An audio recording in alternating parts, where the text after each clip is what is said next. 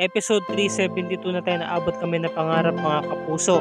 Kalaboso na nga talaga tong si Lander Soler at napaamin na nga talaga dahil talagang hinahampas siya, no? Talagang sinisikmuraan siya ng tungkod nito ni Lolo Pepe. Ngayon, nung napaamin na nga siya, nung sinabi nga niya na na meron silang sabuatan ni Moira, talagang hindi pa naman nakapagpigil itong si Lolo Pepe at hinampas na naman itong si Lander Soler. Inawat lang siya ni Giselle, sabi niya, "Papa, tama na, umamin na eh. O ngayon, kailangan mo makipagtulungan sa amin, Mr. Soler, para hindi ka namin ipakulong." Sabi naman ni Mr. Soler, no, totoo po talaga na kinausap po ako ni Ma'am Moira para po magkaroon kami ng sabuatan. Wala po talagang pagbebentang shares na naganap na nangyari. Talagang naipit lang po talaga ako kasi po marami rin po akong pinagkakautangan. Pero pakiusap po, wag niyo po ako ipapakulong. Handa po ako makapagtulungan sa inyo, wag niyo lang po ako ipapakulong. Ngayon meron tumatawag, si Moira pala. Kinuha ni Kinito, di ba, yung cellphone.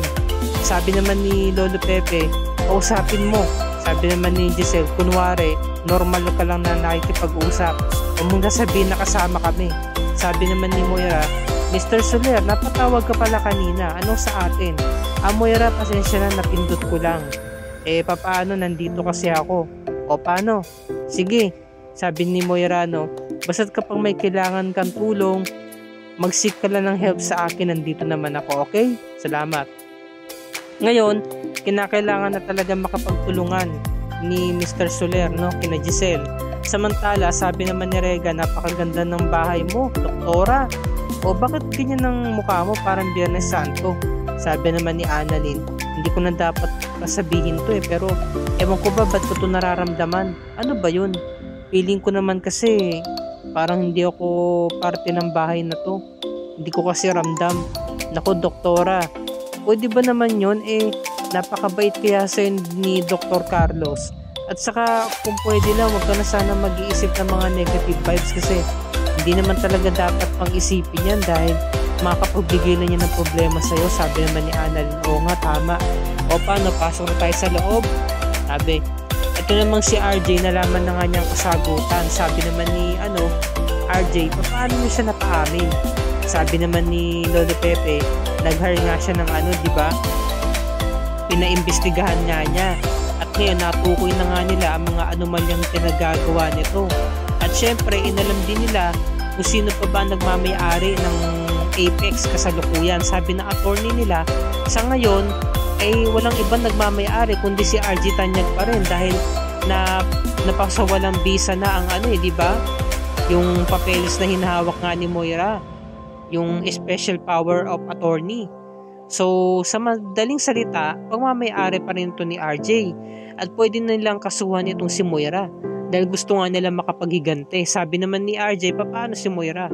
Sabi naman ni Giselle, don't worry my little brother. Ako na ang bahala sa asawa mo. Attorney, pwede ba natin siyang kasuhan? Yes, sabi ng attorney, no? So sa pagkakataong ito, sabi naman ni Annalyn, alam mo, Regan, tama ka eh. Hindi ko na dapat iniisip ang mga bagay na yan. Sabi naman ni Regan, alam mo, doktora, ang ganda-ganda nga ng bahay mo eh. Kung wala lang ako exam, nako, Jack, maliligo ako dito. Sabi naman ni Annalyn, o sige, itulak kita. Gusto mo dyan eh. Hindi sabay tayo maligo. Hindi, no? Ikaw lang, tutulak kita. Nagkabiruan pa eh. Sabi ni Regan, kaya doktora, ismile ka na. Ano ba klaseng smile yan? Ngiting aso naman yan eh. Ismile ka na, sabi ni Regan, no? So ito na nga, napasmile na nga si Annalyn, di ba? Dahil hindi na nga niya iniisip yung mga negative vibes. Samantala, sinalubong si Moira ng mga staff ng hospital at bakit dala-dala yung mga gamit niya. Kinausap pa siya ng lalaki. Sabi niya, ma'am, isusunod na lang po namin yung gamit niya sa office ha. Teka, ba't mo dala-dala yan ha? Sino nag-utos niya sa'yo? Ma'am, napag-utusan lang po kami na tanggalin po yung mga bagay, yung mga gamit niyo doon sa meeting area at ilagay po doon sa opisina ninyo. Pero po nga po palang sulat na pinapabigay sa inyo, ano yan? Binasa. So alam na ni Moira, merong order talaga na pinapaalis yung mga gamit niya. Sabi, ibalik niyo yan sa loob at babalikan ko yung taong nagpapaalis niyan. Sabi, makinig kayo sa akin. Yun, ito na. At ito namang si Annalyn, nag-aayos na ng kwarto niya. Ngunit, tinitingnan pa rin niya yung aircon. 'Di ba? Kasi nga wala talagang hangin na lumalabas, sira nga. Napansin niya nandudun naman pala yung remote control ng aircon kaya binuksan niya. Nung sinubukan niyang buksan, okay naman pala. Gumagana yung aircon, sa madaling salita, hindi sira. Samantala, biglang dumating si Carlos, pumasok sa kwarto ni Annalyn. Annalyn, o Dr. Carlos, okay naman po pala yung aircon. Ah, ganun ba? Paano mo nalaman? Sinubukan ko po, meron po kasing remote control. Ito po, subukan niyo po, sabi ni Carlos. Aba, oo nga no. Aba, yung katulong kasi dito, bago siya umalis, sinabi niya sa akin na sira daw yan. Hindi ko naman na-check. Mabuti na lang talaga at okay na. Ngayon, habang nakatalikod si Annalyn, nakasimangot si Carlos. Sinadya pala talaga ni Carlos na sabihin sira yung aircon para hindi magtagal si Annalyn sa bahay nila. Dahil ang totoo, gusto niya talagang paalisin si Annalyn. Tapos sabi naman ni Annalyn, ganun po ba, tawag po ako ni nanay? Sige po, alis na po ako ha. Yehe, meron na akong aircon. Sabi naman ni Carlos, Annalyn, pinapatawag ka ng nanay mo, bili ka ron ng pillowcase. No? Ngayon, eto na, pagpasok ni Moira, at sino nagpapalis sa akin? Nakatalikod yung magkapatid, sina Giselle saka si RJ pagharap. Sabi ni Moira na, anong ginagawa nyo dito ha? Bawal kayo dito, diba? Sabi naman ni Giselle. At sa tingin mo ba, Moira, meron ka pang kapangyarihan, meron ka pang magagawa? Alam na namin na sikreto mo.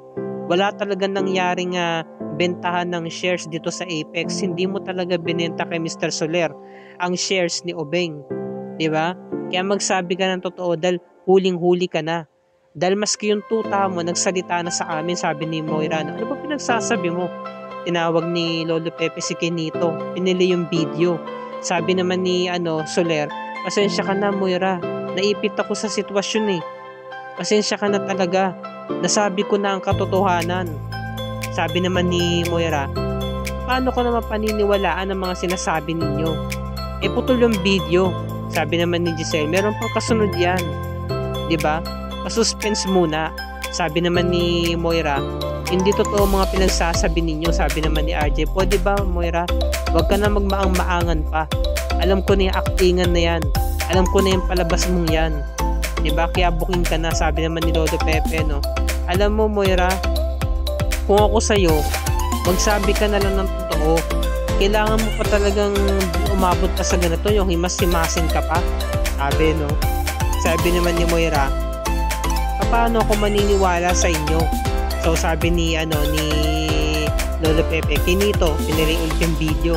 Sabi ni Mr. Soler, pasensya ka na talaga, Moira.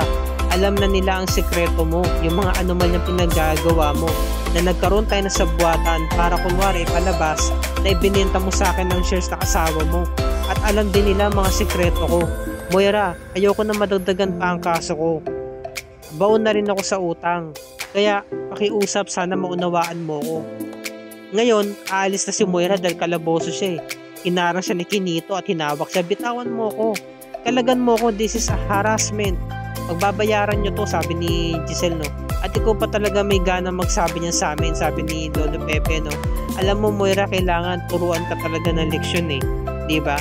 So pinagtutulungan na siya ng pamilya Tanyag, mag-isa lang siya dito.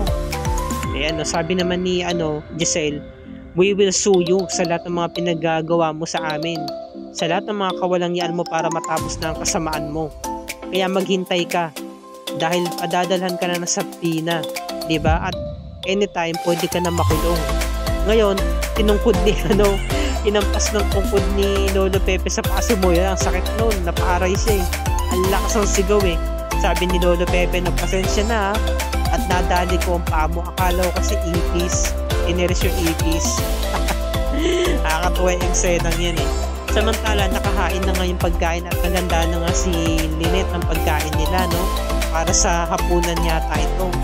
Ngayon, kakain na nga sana si Carlos, ngunit inawat siya ni Annalyn. Sabi niya, ay sagit lang po, Doc, ay tayo pala. Mag-pray po muna tayo. O sige, nag-pray si Annalyn at nanalangin siya na sana maging matibay pa ang samahan ng tatay Carlos at ng nanay niya. At sana maging masaya sila at makayanan nila lahat ng mga problemang dumating sa kanilang buhay. Nagpasalamat naman si Carlos, sabi niya, Annalyn, maraming salamat at isinama mo ako sa panalangin mo. Sabi naman ni Lynette, napaka-meaningful ng panalangin mo anak, nagustuhan ko, maraming salamat. So yung kumain na nga sila. At hindi pa nga sila nakakasubo ng pagkain, meron na agad sumabog. 'Di ba? At nanggagaling sa taas. Sabi ni Carlos, galing sa taas. Sinadya talaga ni Carlos yan. Sinira niya yung aircon para wala na magamit si Annalyn para hindi talaga siya magtagal sa bahay na yan. Ayan no, inaawat ni Lynette si Annalyn. Annalyn, anak, huwag ka nang pumasok dyan. Baka masunog ka, baka mapasok ka. Hindi, Nay, kukunin ko po yung mga gamit ko. Anak, okay ka lang? Dapat kasi hindi ka na pumasok. Nasugatan ka ba? Sabi ni Carlos, kukunin ko yung fire extinguisher. Talagang okay ang eksena eh. Gagawan ni Carlos yan. Ngayon, sinusundan ni Moira sina RJ. Robert, please, gawan mo to ng paraan. Huwag mong hayaan na mawala sa akin ng Apex. Kahit lumuhod ako sa iyo, gagawin ko. Handa ko naman na isuko sa iyo ang Apex eh.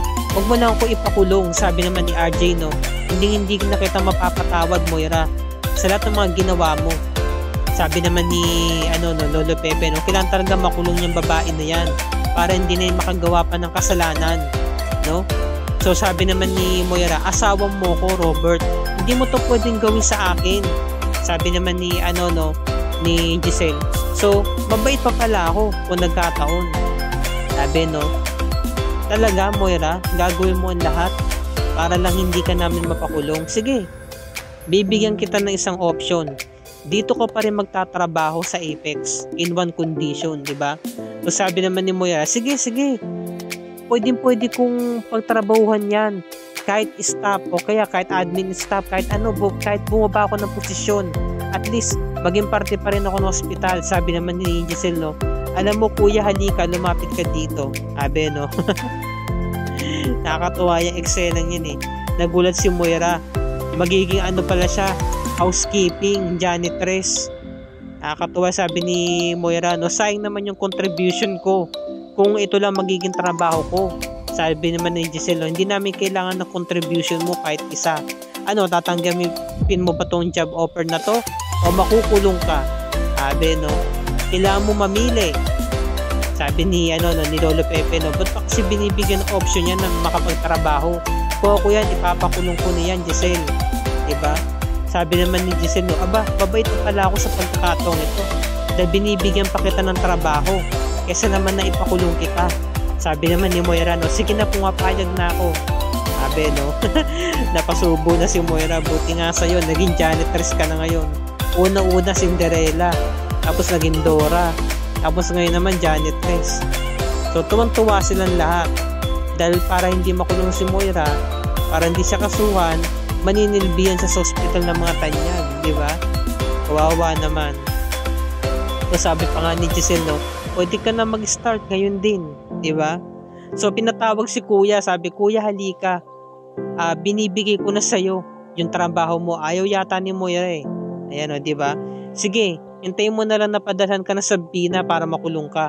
So lumapit si Moira, nakipag-agawan do sa map. Akin na yan. Sige na, magtatrabaho na ako. Bukas pakatungayan natin, no, mga kapuso. Episode 373. Si Moira ay nag-transform from CEO down to janitress. Siya ang bida bukas. Siya ang pag-uusapan. Ako, kaya matatawa tayo nito, mga kapuso. At dito na po nagtatapos ang review ni Rica para sa araw na to. Kung bago ka pa lamang sa akin channel, please like and share this video on your social media platforms. I-click mo na rin ang subscribe at notification bell icon para lagi ka updated sa mga episodes ng Abot Kami na Pangarap and other GMA shows tulad nito. Maraming salamat po sa inyong panonood, mga kapuso, and God bless us all.